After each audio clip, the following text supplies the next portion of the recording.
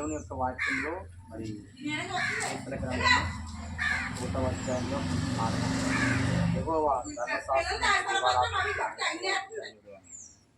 మరి దేవుని యొక్క వాక్యాన్ని మనము దివారాత్రులు ఏం చేయాలంటే ధ్యానించుకుంటూ ఉండాలి. మనం ఏ పరిస్థితుల్లో ఉన్నా ఎక్కడున్నా కూడా వాక్యమే మనకు ఆధారం. దేవుని వాక్యం ద్వారానే ఈ సర్వ సృష్టి సృజించబడింది. దేవుని వాక్కు ద్వారానే మనం పోషించుకుంటూ ఉన్నాం. దేవుని వాక్కు ద్వారానే మనం బ్రతుకుతూ ఉన్నాం. కాబట్టి అటువంటి దేవుని వాక్యాన్ని మనము ప్రతిరోజు కూడా జ్ఞాపకం చేసుకోవాలి. ఎందుకంటే ఆయన వాక్యంలో జీవం ఉంది, ఆయన మాటలో గొప్ప శక్తి ఉందన్నమాట. కాబట్టి అలాంటి జీవము కలిగినటువంటి వాక్యాన్ని మనం జ్ఞాపకం చేసుకున్నప్పుడు అది మనకు మన కుటుంబాలకు మరి ఎంతో దీవెనకరంగా ఆశీర్వాదకరంగా ఉంటుంది. మరి కళ్ళు మూసుకున్నట్లయితే మనము ప్రార్థన చేసుకుందాం.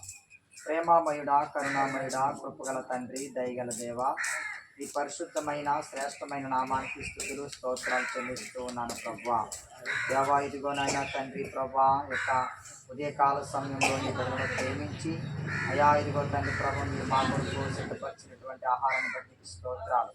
ఇదిగో తండ్రి ప్రభా ఈ బిడ్డలను మీరు దీవించి ఆశీర్వదించండి నాయన. అయ్యా ఇదిగో తండ్రి దీని వెనకాల ఎంతో కష్టం ఉంది నాయన, ఎంతో ప్రయాసం ఉంది నాయన. దేవా ఇదిగో తండ్రి ఈ పరిచయం మీరు ఆశీర్వదించమని ప్రార్థిస్తూ ఉన్నాను ప్రభువానికి స్తోత్రాలు.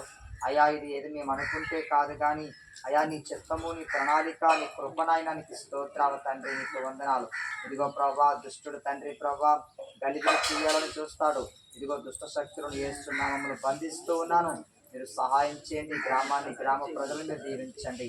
ఇదిగో ఈ సమయంలో సుజాత గారిని బట్టి నేను ప్రార్థిస్తూ ఉన్నాను. ఇదిగో వారి తల్లి గారు సుబ్బలక్ష్మి గారిని బట్టి నేను ప్రార్థిస్తూ ఉన్నాను. సుజాత గారిని మీరు జ్ఞాపకం చేసుకోండి. ఆ బిడ్డకు మంచి ఆరోగ్య బలమును, శక్తిని దయచేయండి. ఇదిగోనైనా వారి గృహాన్ని ఇదిగో నిర్మించుకోవడానికి సహాయము దయచండి. తన భర్త నాగరాజు గారిని దీవించండి. ఇదిగో సుబ్బలక్ష్మి గారికి మంచి ఆరోగ్యం దయచండి నాయన, నీకు స్తోత్రాలు. ఇదిగో నాయన తండ్రి సందీప్ గారిని బట్టి ప్రార్థిస్తున్నాం. సందీప్ గారు చెప్పారునైనా ఇదిగో నీ కుమారుడికి మంచి ఆరోగ్యం బలము శక్తిని దయచేయండి. నీ కుమారుడు చేస్తున్న పనిపాట్లని కృప తోడుగా ఉంచండి. కుటుంబాన్ని బిడ్డలను మీరు దీవించమని ప్రార్థన చేస్తున్నాను. ప్రభువానికి స్తోత్రాలు.